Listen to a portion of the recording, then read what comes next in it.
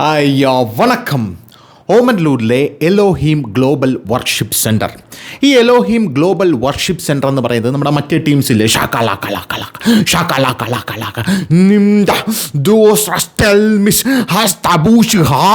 എന്നൊക്കെ പറഞ്ഞ് വരുന്നൊരു ടീമുണ്ടല്ലോ. ഈ ടീമാണ് യഥാർത്ഥത്തിൽ ഇത് നടത്തിക്കൊണ്ടിരിക്കുന്നത്. ഈ ടീം ഈ എലോഹീം ഗ്ലോബൽ വർഷിപ്പ് സെൻറ്റർ എന്ന പേരിൽ അതിനകത്ത് കാട്ടിക്കൂട്ടുന്ന കൊള്ളരുതായ്മകൾക്കെതിരെ BJP ഇന്ന് വലിയ രീതിയിലുള്ള പ്രതിഷേധമാണ് അങ്ങോട്ടേക്ക് നയിച്ചത്. പിന്നെ ഇന്ന് ഞായറാഴ്ചയാണ്. നമ്മുടെ മാധ്യമങ്ങൾ വാർത്തയൊന്നുമില്ലാതെ ചത്തുകുത്തിയിരിക്കുന്ന ദിവസമാണ് ഈ ഞായറാഴ്ച എന്ന് പറയുന്നത്. ജൂൺ ജൂലൈ മാസങ്ങളിൽ പൊതുവേ വാർത്തയില്ല, മഴയും പനിയും കൊണ്ടാണ് പിടിച്ചിരിക്കുന്നത്. ആ ഒരു സാഹചര്യത്തിൽ ഇങ്ങനൊരു സംഭവം വീണ് കിട്ടിയാൽ നമ്മുടെ മാധ്യമങ്ങൾ വെറുതെ വിടില്ല. നമ്മുടെ മാധ്യമങ്ങൾ അങ്ങോട്ടേക്ക് വച്ചു പിടിച്ചു.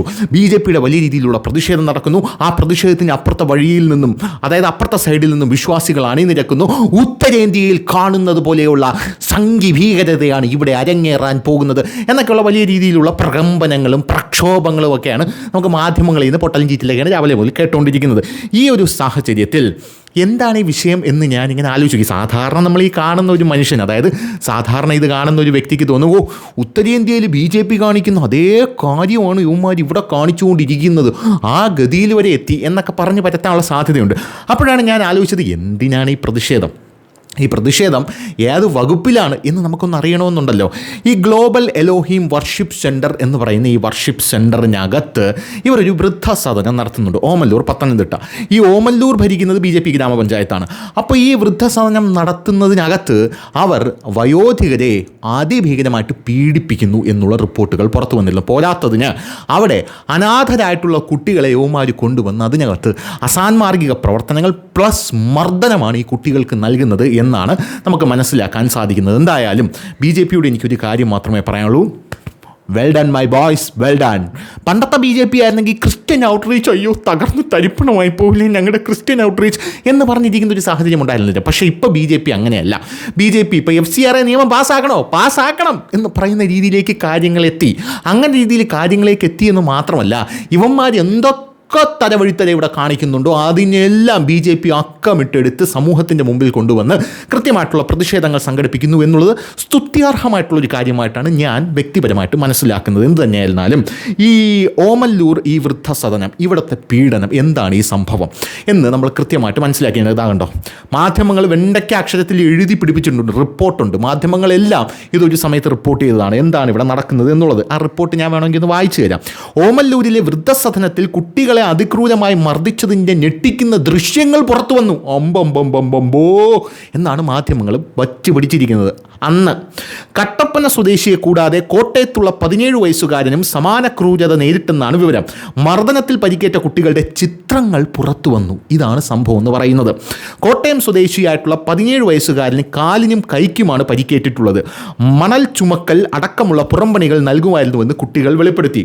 മർദ്ദന വിവരം പുറത്തായതോടെ കുട്ടികളെ ശിശുക്ഷേമ സമിതി ഷെൽട്ടർ ഹോമിലേക്ക് മാറ്റിയിരുന്നു. എങ്ങനെയാണ്? ശിശുക്ഷേമ സമിതി ഷെൽട്ടർ ഹോമിലേക്ക് മാറ്റിയിരിക്കുന്നു എന്ന വാർത്തകളും ആ സമയത്ത് പുറത്തു വന്നതാണ്. പിന്നെ പോരാത്തതിന് നമ്മുടെ സാമൂഹ്യ നീതി വകുപ്പുണ്ടല്ലോ, സാമൂഹ്യ നീതി വകുപ്പ്, അത് BJP ഒന്നുമല്ലോ ഭരിക്കുന്നത്. സാമൂഹ്യ നീതി വകുപ്പ് ഇതിനെക്കുറിച്ച് വ്യക്തവും കൃത്യവുമായിട്ടുള്ളൊരു അന്വേഷണം നടത്തി റിപ്പോർട്ട് സമർപ്പിച്ചിട്ട് യവന്മാരെ മൊത്തം ചുരുട്ടി കൂട്ടണം എന്നാണ് നമ്മുടെ സാമൂഹ്യ നീതി വകുപ്പ് ആ റിപ്പോർട്ടിൽ പറഞ്ഞിരിക്കുന്നത്. അതിൻ്റെ ഒരു സംക്ഷിപ്ത രൂപമാണ് ഞാൻ പറഞ്ഞത്. എന്തായാലും എലോഹീം ഗ്ലോബൽ വർഷിപ്പ് സെൻറ്ററിൻ്റെ ഉടമസ്ഥതയിലുള്ള വൃദ്ധസദനത്തിലാണ് ബാലവേലയും ക്രൂരമർദ്ദനവും നടന്നത്.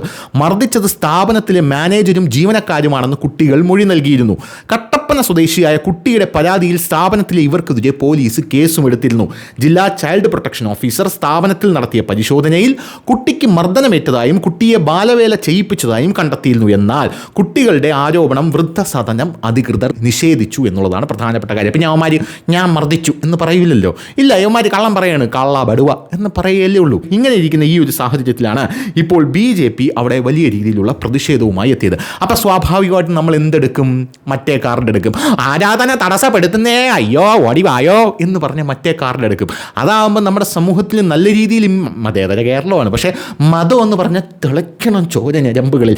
ഈ രീതിയിലാണ് കാര്യങ്ങൾ കേരളത്തിൽ മുന്നോട്ട് പോയിക്കൊണ്ടിരിക്കുന്നത്. അപ്പോൾ ആരാധനാ സ്വാതന്ത്ര്യം തടസ്സപ്പെടുത്താൻ നമ്മൾ ആരെയും അനുവദിക്കില്ല. BJP ഇവിടെ വന്നിരിക്കുന്നത് ആരാധനാ സ്വാതന്ത്ര്യം തടസ്സപ്പെടുത്താൻ മാത്രമാണ് എന്ന് പറയുമ്പോൾ യുവമാരോട് അവിടെയുള്ള മാധ്യമപ്രവർത്തകർ ചോദിക്കും, അല്ല ഈ കുട്ടി മർദ്ദനമേറ്റു എന്നുള്ളൊരു വാർത്ത പുറത്ത് വരുന്നുണ്ടല്ലോ, അടുത്ത് പോ കുറിച്ച് പറിച്ച് എന്നൊക്കെ പറഞ്ഞുകൊണ്ട് ഇവന്മാർ അവിടെ കിടന്ന് തറയെ കിടന്ന് ഉരുളുന്ന കാഴ്ചയാണ് കാണാനായിട്ട് സാധിക്കുന്നത്. വീണ്ടും അവർ ചോദിക്കുന്നുണ്ട്, ഈ ആരാധനാ സ്വാതന്ത്ര്യം തടസ്സപ്പെടുത്താനാണ് BJPയുടെ ശ്രമമെങ്കിൽ 40 ലക്ഷത്തോളം വരുന്ന പെന്തക്കോസ്റ്റ് വിശ്വാസികൾ ഇതിനെതിരെ പ്രതിഷേധിക്കുന്നു. അപ്പോൾ വീണ്ടും മാധ്യമപ്രവർത്തകർ ചോദിക്കുന്നു, അല്ല ആരാധനാ സ്വാതന്ത്ര്യം അവിടെ നിൽക്കട്ടെ, ഇതിന് ലൈസൻസ് കുരിശ് വരച്ചു സാത്താനെ പോ എന്നൊക്കെയുള്ള രീതിയിലാണ് യുവമാർ ഇങ്ങനെ മുന്നോട്ട് പോകുന്നത്. എടേ, ചോദിക്കുന്ന ചോദ്യത്തിന് കൃത്യമായിട്ട് ഉത്തരം പറയടാ. പോരാത്തത് നീ വാർത്താ സമ്മേളനം വിളിക്കുമെന്ന് പറഞ്ഞല്ലോ, നീ എന്ത് വാർത്താ സമ്മേളനം വിളിക്കാത്തതെന്ന് പറഞ്ഞപ്പോൾ അവൻ പറയുന്നത്, ഞാൻ വാർത്താ സമ്മേളനം വിളിക്കുമെന്ന് പറഞ്ഞിരുന്നു, പക്ഷേ എൻ്റെ ഒരു കൂട്ടുകാരൻ പറഞ്ഞു വേണ്ട വാർത്താ സമ്മേളനം വിളിക്കേണ്ട, വെറുതെ എന്തിനാണ് ഏണി വെച്ച് പിടിക്കുന്നത്, ആകാശത്തൂടെ പോകുന്ന പണിയെ, അതുകൊണ്ട് അവൻ പറഞ്ഞു വാർത്താ സമ്മേളനം വിളിക്കേണ്ട, അതുകൊണ്ട് ഞാൻ വാർത്താ സമ്മേളനം വിളിച്ചില്ല എന്നാണ് ഇവൻ പറഞ്ഞുകൊണ്ടിരിക്കുന്നത്. ഇതാണ് അതിൻ്റെ പിന്നിലെ റിയൽ സ്റ്റോറി എന്ന് പറയുന്നത്. ഓമല്ലൂർ ഗ്രാമപഞ്ചായത്ത് BJPയാണ് ഭരിക്കുന്നത്. വൃദ്ധസദനം പോലുള്ള സ്ഥലങ്ങൾക്ക് അംഗീകാരം വേണമോ വേണ്ടയോ എന്ന് പഞ്ചായത്ത് തീരുമാനിക്കും. അടുത്ത മാസം വരെ നമുക്ക് അംഗീകാരമുണ്ട്, അപ്പോൾ നമ്മളിവിടെ ആരാധന നടത്തിയിരിക്കും എന്ന് പറഞ്ഞുകൊണ്ട് വലിയ രീതിയിലുള്ള ഷോയും, ചോദിക്കുന്ന ചോദ്യങ്ങൾക്കൊന്നും മറുപടിയില്ല. ആകപ്പാടെ പറയാനുള്ളത് വിശ്വാസം, ആരാധന, സംഗി, ശൂലം, ഭ്രൂണം, ഗർഭിണി, ഇതൊന്നും ഇവിടെ നടക്കില്ല. എടാ നടക്കണ്ട, ഇതൊക്കെ പോട്ടെ, ഇത് നടക്കണ്ട. ഇത് ഇനിയിപ്പോൾ BJPക്കാരെ മൊത്തം പിടിച്ച് മാറ്റിയെടുത്ത് നീ എന്തിനാണ് പിള്ളേരെ അടിച്ചത്? ആ ഒരു സംഭവത്തിന് മാത്രം നീ മറുപടി പറ. അത് ഞാൻ പിള്ളേരെ അടിച്ചില്ല, പിന്നെ പിള്ളേരെന്ത് ചെയ്തു, സ്വയം കുത്തിച്ചത്ത എന്ന് ചോദിക്കുമ്പോൾ യുവന്മാർ പറയുന്നത് അത് ഈ പിള്ളേർ തമ്മിൽ എന്തിനോ അടിപിടി കൂടിയപ്പം അവർ തമ്മിൽ അങ്ങോട്ടും ഇങ്ങോട്ടും അടിച്ച് പരിക്കേൽപ്പിച്ചാണ്. എന്നിട്ട് ഇവർ നമുക്ക് വേണ്ടി, അതായത് ഇവർ നമുക്കെതിരെ പറയുന്നതാണ് എന്നാണ് യുവന്മാർ പറയുന്നത്. ഏത് ആരോരുമില്ലാത്ത അത്താണിയായി ഒരാളെ കിട്ടിയപ്പോൾ ആ അത്താണി ഇനി ഇവനെ നമുക്ക് വേണ്ട, നമുക്കിവിടെ നിന്ന് അങ്ങ് ചാടാമെന്ന് പറഞ്ഞ് പിള്ളേർ പരസ്പരം അങ്ങോട്ടും ഇങ്ങോട്ടും അടിച്ചു. പിന്നെ സാമൂഹ്യ നീതി വകുപ്പിൻ്റെ റിപ്പോർട്ടിനകത്തുണ്ടല്ലോ നീയൊക്കെ തരികിടകളാണ്, ഈ ഒരു റിപ്പോർട്ട് എങ്ങനെ നിഷേധിക്കും എന്ന് ചോദിക്കുന്നതിനൊന്നും മറുപടിയില്ല. അതൊക്കെ ചോദിക്കുമ്പോൾ ഇവൻ സാത്താനെ ഒഴിഞ്ഞു പോ എന്നൊക്കെ പറഞ്ഞുകൊണ്ട് ഇങ്ങനെ വരികയാണ്. എനിക്ക് മനസ്സിലാവുന്നില്ല നിൻ്റെയൊക്കെ സ്വഭാവം. എന്ത് തന്നെയായിരുന്നാലും അവിടെ BJP ഈ വൃദ്ധസദനത്തിൽ പോയി സംഭവങ്ങൾ തടസ്സപ്പെടുത്താൻ ശ്രമിച്ചു എന്ന് പറഞ്ഞപ്പോൾ മാധ്യമങ്ങൾ അവന്മാരോട് കുറച്ച് ചോദ്യങ്ങൾ ചോദിച്ചു. അത് നമുക്കൊന്ന് കേൾക്കാം. നോർത്ത് ഇന്ത്യയിൽ കാണും പോലെ കൃത്യമായിട്ട് ആരാധന തടയുകയാണ് ലക്ഷ്യം. നമ്മൾ ഇവരുമായിട്ടൊന്നും യാതൊരു പ്രശ്നമോ യാതൊരു കാര്യമോ ഇല്ല. ഓമല്ലൂർ പഞ്ചായത്ത് ഭരിക്കുന്നത് BJPയാണ്. അപ്പോൾ അവർ ചിന്തിക്കുന്നത് BJP ഭരിക്കുന്ന പഞ്ചായത്തിൽ പെന്തക്കോസ്തിന്റെ ആരാധന തടയും എന്ന ഉള്ളൊരു തീരുമാനമാണ് മാസ്റ്റർ പീസ്. കേരളത്തിലെ 40 ലക്ഷത്തോളം വരുന്ന പെന്തക്കോസ്തുകാർ ഒന്നിച്ച് അതിന് മറുപടി പറയും. അത് ഞങ്ങൾക്ക് മാധ്യമങ്ങൾ പറഞ്ഞതിന് ഒളിവിലാണ്. ഞാൻ ഇന്നലെയും ഇവിടെയുണ്ട്, മിനിഞ്ഞാന്നും ഇവിടെയുണ്ട്, എല്ലാ ദിവസവും ഞാൻ ഇവിടെ തന്നെ.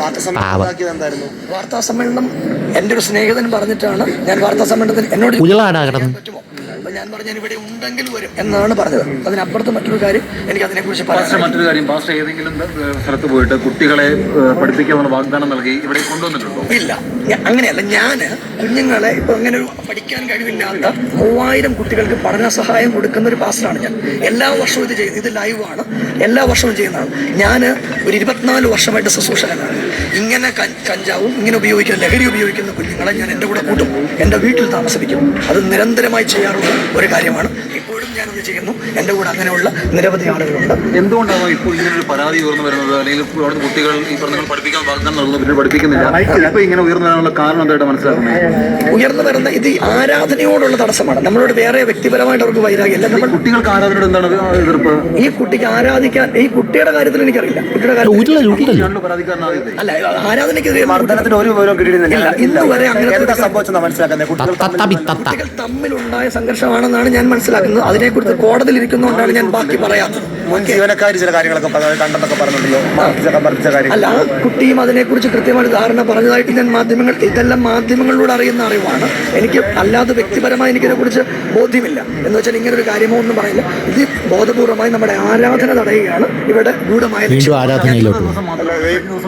എല്ലാ മാധ്യമ പ്രവർത്തകരെ അറിയാൻ ഒരു കാര്യം പറയുകയാണ്, ഒരു കാര്യം പറയുകയാണ്. അതായത് ഒരു ക്രൈം നടന്നു ഒരു സ്ഥാപനത്തിൽ, അതുമായിട്ട് ബന്ധപ്പെട്ട് പോലീസ് അധികാരികൾ അതിൻ്റെ കേസെടുത്തിട്ടുണ്ട്. ചൈൽഡ് വെൽഫെയറുകാരും വന്ന് അതിന്റെ രേഖകൾ കൊണ്ടുപോയിട്ടുണ്ട്. സോഷ്യൽ ജസ്റ്റിസുകാർ വിളിച്ചല്ലോ. അപ്പോൾ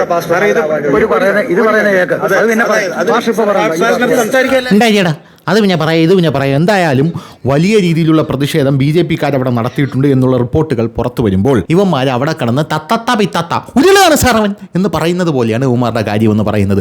എന്നിട്ട് അതിനെ വഴിതിരിച്ചു വിടുന്നത് ആരാധനാ സ്വാതന്ത്ര്യത്തിൽ നിന്നില്ല. നിങ്ങൾ മണിപ്പൂരിലേക്ക് നോക്കൂ, ഇത് ചർച്ചയില്ല.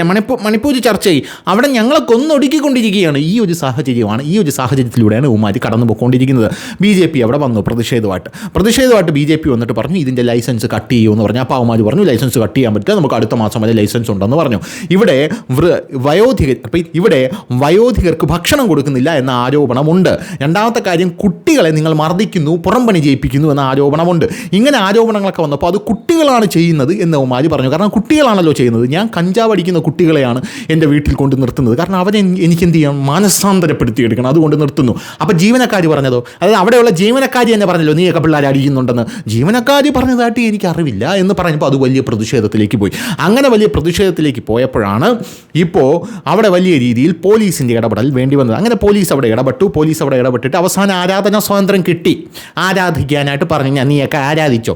അങ്ങനെ അവിടെ പോയിരുന്നു വീണ്ടും ആരാധിച്ചു തുടങ്ങി. BJP അവിടെ നിന്ന് പ്രതിഷേധം നടത്തി പിൻവാങ്ങുന്ന കാഴ്ചയാണ് കാണാനായിട്ട് സാധിക്കുന്നത്. അപ്പോൾ ഇതാണ് ഇതിൻ്റെ മൊത്തത്തിലുള്ളൊരു സ്റ്റോറി ലൈൻ എന്ന് പറയുന്നത്. അല്ലാതെ വെറുതെ ചുമ്മാ ഇരുന്ന് ആരാധിച്ചുകൊണ്ടിരുന്ന ആൾക്കാരെ പോയിട്ട് ഇവിടെ ആരാധന നടത്താൻ പറ്റൂല, നീയൊക്കെ കാവി ഷോള് കെട്ടണം, നീയൊക്കെ ജയ് ശ്രീറാം വിളിക്കണം എന്നൊന്നും പറഞ്ഞല്ല അവിടെ ഈ വിഷയം ഉണ്ടായത്.